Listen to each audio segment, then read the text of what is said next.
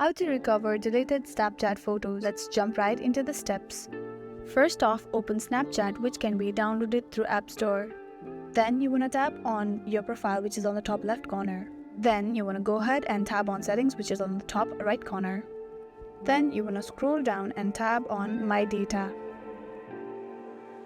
Here, enter your username or email address related to your Snapchat account and then tap on Next. Here, enter your password related to that email. Then tap on Next. As soon as you do that, you'll enter the screen where My Data is written. When you scroll down, available data in app is given. Available data to download is also given. All the data with tick marks are downloadable. Now, you want to add your email address and then you want to confirm your email address so that it will send a verification code to download it all. Now you want to tap on Submit Request. As you do that, a mail will be sent to the email that you have just entered. Now you want to go ahead and open your Gmail. The arrival of message on this mail may take some time, and that is how you recover deleted Snapchat photos.